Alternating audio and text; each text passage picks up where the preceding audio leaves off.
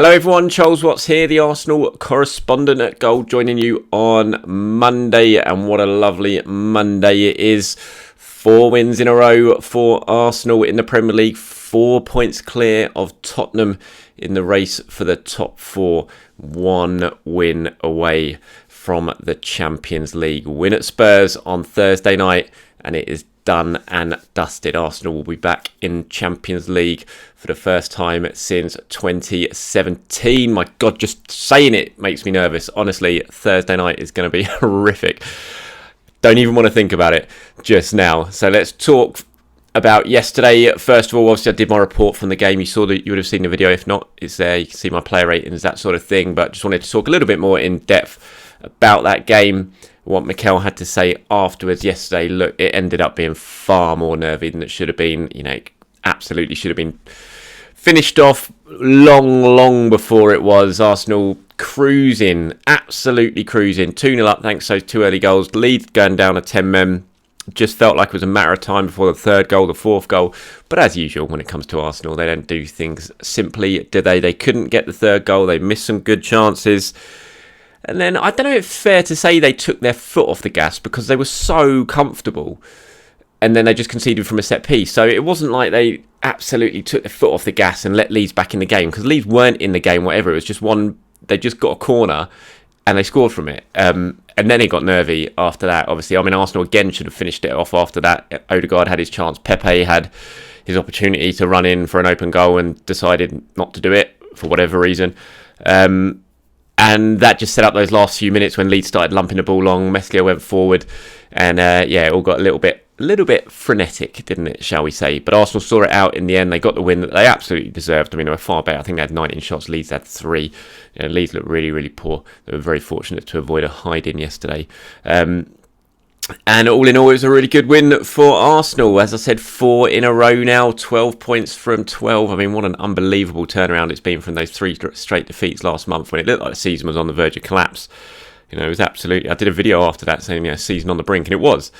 And yet they've turned it around with big players missing through injury, and they deserve a lot of credit. And it's players who, almost bit part players who've stepped up and done the business. Mohammed Elneny's come in, been absolutely fantastic in the last 4 games. I thought he was brilliant yesterday. I gave him my man of the match.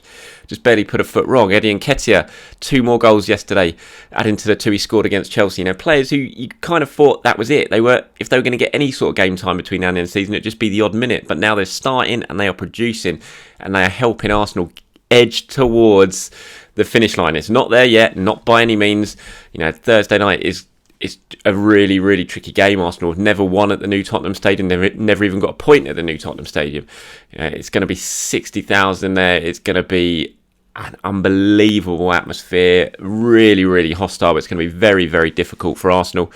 But they put themselves in a great position. I mean, Mikel, speaking after the game yesterday, it was odd because I think Mikel knew that it was a game that his team should have put to bed, and they ended up putting themselves in trouble in the end by failing to take advantage. But you could see he was actually pretty happy with how the team played because the way they started the game was fantastic. I thought the way they were seeing the game out was really good as well. It's kind of what Arteta wanted. I remember after that Watford game, which was 3-2, and Arteta was really angry after that match, saying we needed to be in a position where we could pass the ball 10,000 times, just pass them to death, see it out easily. And Arsenal were doing that yesterday. And it was just that one set piece, the first time they conceded from a corner all season, then suddenly it all got a little bit nervy. So he said the way we played today, especially in the first 30 minutes, was brilliant. Under pressure to play the way we did in front of our people is a credit to the players. But obviously we have an opponent and the context changes throughout the game. You don't expect all the time for 95 minutes to be on top. And we are dealing with that and getting better at it because in the end we are winning football matches. And they are. And Arsenal are finding a way to win at the moment. Maybe not so much yesterday because they absolutely deserved that. They were by far and away the best team on the pitch. But certainly in other games when maybe they haven't been at their best, you think of Wolves away, Villa away, West Ham away. They've found ways to win, and that's something that Arsenal haven't always done. And that's what, if they do end up getting top 4, that's going to be a big reason for it this season. I mean, they've won 21 of their last 31 games in the league. You take that start out when, you know, the first 3 games when they lost them all, they're bottom of the table, hadn't scored a goal. People were talking about a relegation battle. Since then, since the new signings came in, after the transfer window shut, Arsenal played 31 games in the Premier League and they've won 21 of them. That is very impressive. Only Manchester City and Liverpool have won more. And this is all with the youngest squad in the league by some distance, and youngest starting 11. So, it's been an excellent season, whatever happens now. Or it's been a good season, whatever happens now. Excellent, maybe pushing it. But it's certainly been a season that's beyond my expectations. I wasn't expecting it, I have to admit. I know plenty of you were. You seem to, reading your comments, you seem to think that top 4 is pretty much has to be a given this season. I'm not sure. I can't really agree with you on that, because for me, I thought sort of top 6 would be progress. Top 4, I didn't think Arsenal had a chance at the start of the season. And they've proved me wrong, and absolutely delighted with that. And now they're going into their defining moment. Arsenal versus Spurs, or Spurs versus Arsenal on Thursday night. It's a season-defining moment. It's potentially an era-defining moment, really, for Mikel Arteta and the process and everything. It all comes down, really. It could come down, really, to this game. And when I say that, when I talk about era-defining, I mean, in terms of the process, the project that Arteta has been building since he arrived here, and I kind of don't really include the first year and a half, because all that is very, very important when it comes to the process and his rebuild.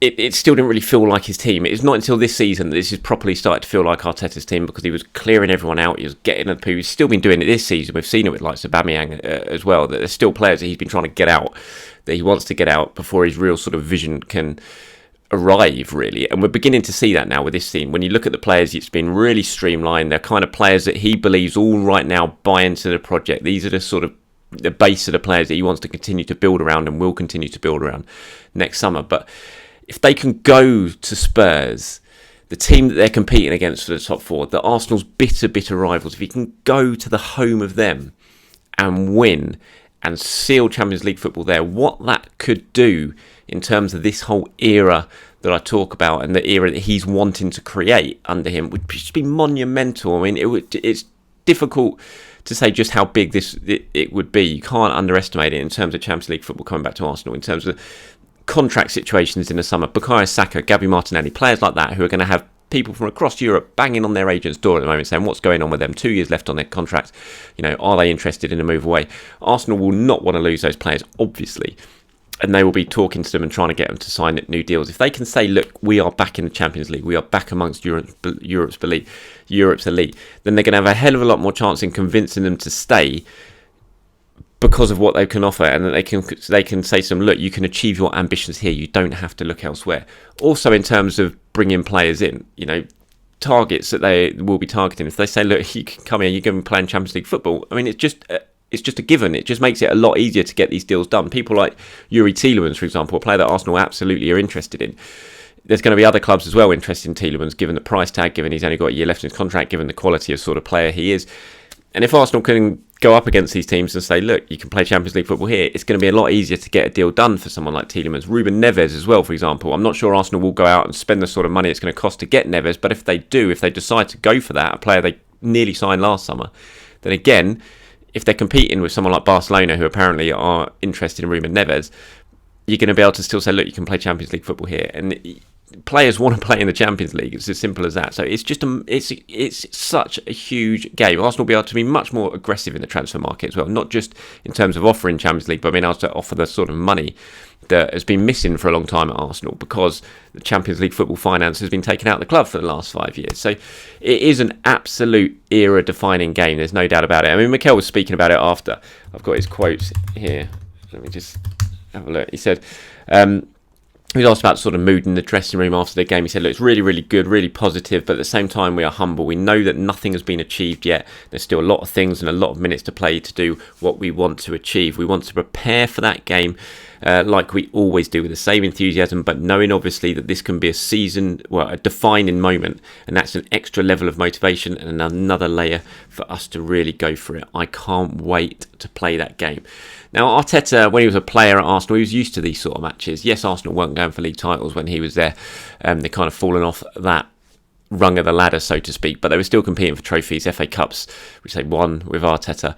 They were in the Champions League all the time, so playing those sort of games. They were going for the top 4 at the end of the season. So he's used to these type of games.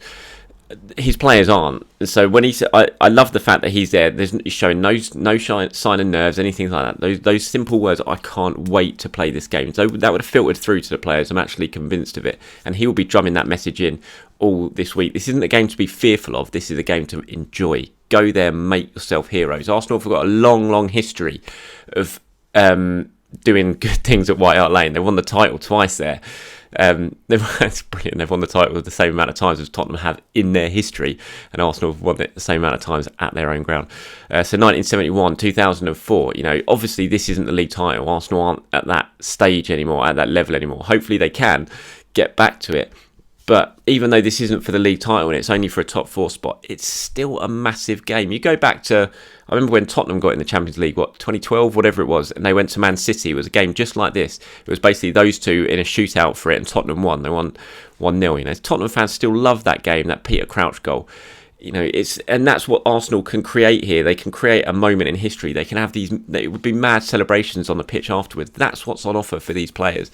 And just the belief of it is, as Arteta said, as I've said as well, it just feels it's a real defining moment, this game. It can define an era. The good thing for Arsenal is obviously if it goes wrong, and touch wood, it won't, but if it does, then they're still going to have other bites of cherry. If they draw, all they need is one win from the games against Everton and Newcastle, which will follow. If they lose, they still can guarantee themselves Champions League football with 2 wins. It'll be difficult, but it's still there on offer. 2 wins. It doesn't matter what Tottenham do.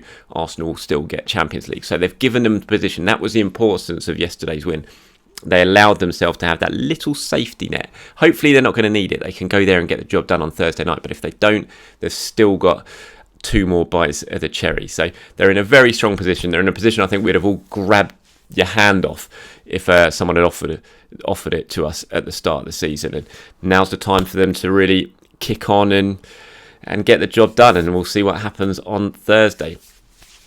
Okay, just a little bit on Eddie yesterday. 2 more goals for him, adding to the 2 goals he scored against Chelsea. Thought he played really well, as he has done for a while. Mikel was asked about him afterwards, about his contract and his situation. Is there still a chance he can stay at Arsenal? He said Eddie is doing what he's done all season. He's been very consistent with his performances and how little he's giving things away.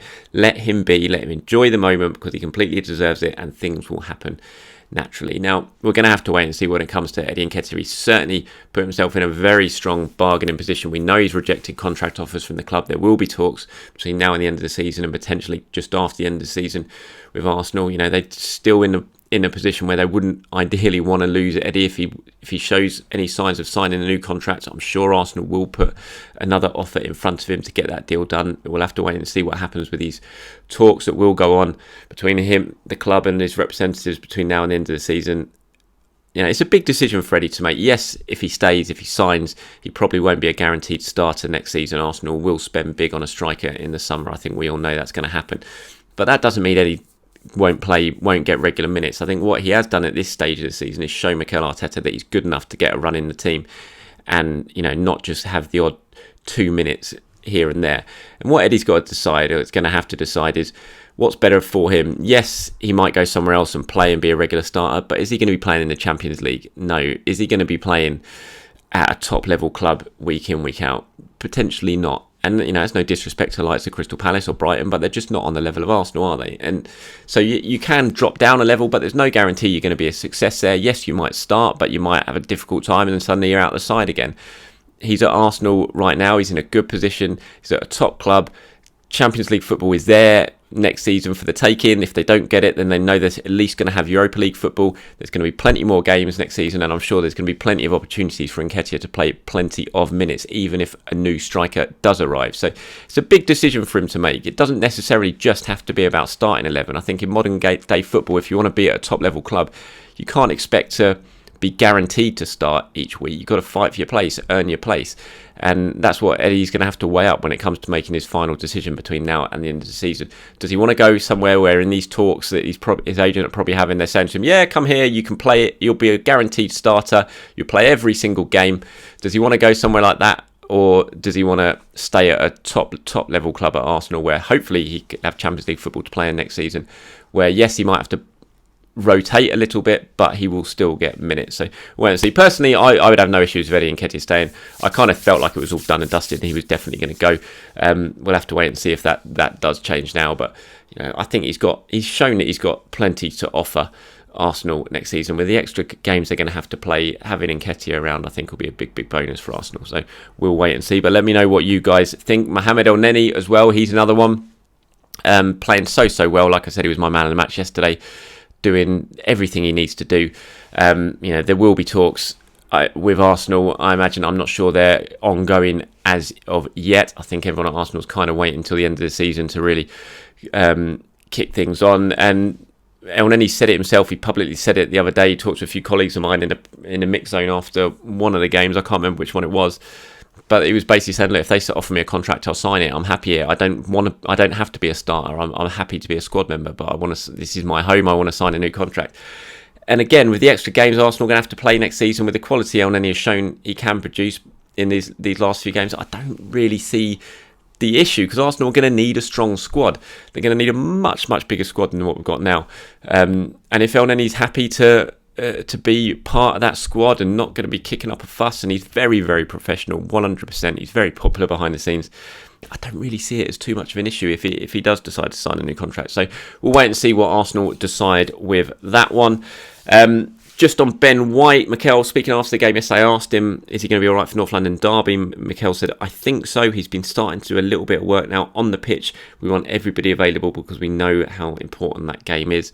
If Ben White does start, it is available. I wouldn't be surprised if he comes straight into the starting 11. I do wonder if Arsenal might go for a back three in that game against Spurs, but that's something I'll talk about a little later on in the videos this week as we gear up towards that game. There are a few rumours about Raheem Sterling doing the rounds at the moment. Mike McGrath over at the Telegraph, fantastic transfer reporter Mike, has reported today that Arsenal are considering making a move for Sterling. They'll wait and see what decision is taken between Sterling and Man City at the end of the season. He's only got a year left in his contract. He's not sure yet what's going to happen with Sterling, and Arsenal are kind of playing a bit of a waiting game, according to Mike, to see what is decided between Sterling and Man City. If he is made available for transfer, Arsenal are kind of ready and waiting, according to Mike. Haven't heard anything on this myself. If I do, obviously I'll report it, but as I said, Mike is top notch when it comes to transfer reporting. He's got his finger on an awful lot of pulses, and if he says something, I absolutely have no doubt to believe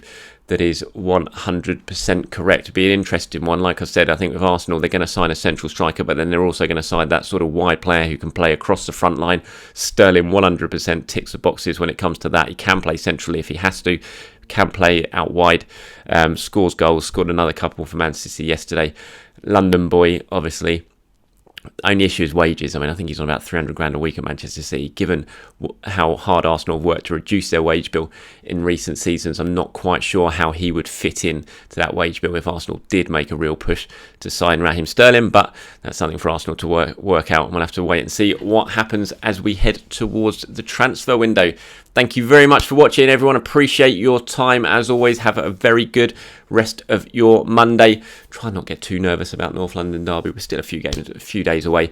And I'll join you as we go through the week, looking ahead to that big game at Tottenham. Speak to you soon.